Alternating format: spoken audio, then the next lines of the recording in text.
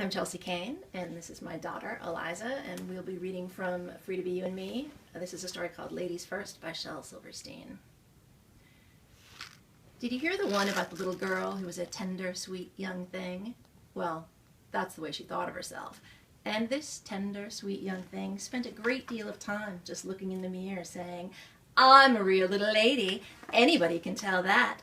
I wear lovely starched cotton dresses with matching ribbons and my lovely curly locks. I wear clean white socks and shiny black patent leather shoes, and I always put just a dab of perfume behind each ear."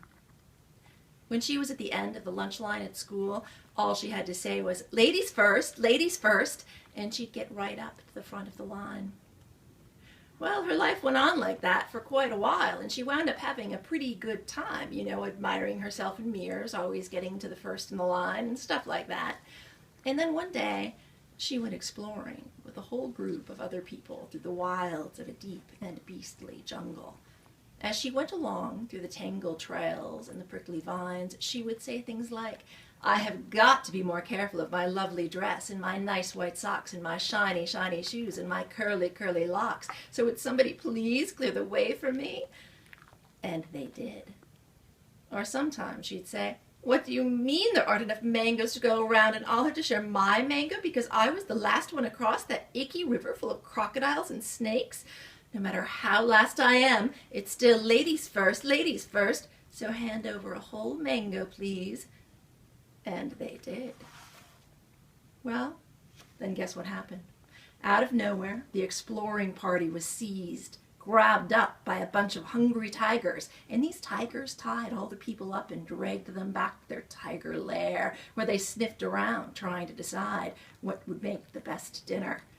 "How about this one?" said the tiger chief. "Nah, too bony."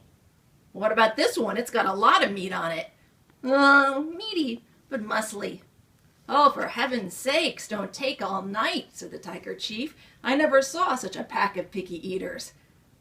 "How about this one then? It looks tender, smells nice. In fact, I never saw anything quite like it before. I wonder what it is." "I am a tender, sweet young thing," she said. "Oh, far out," said the tiger chief.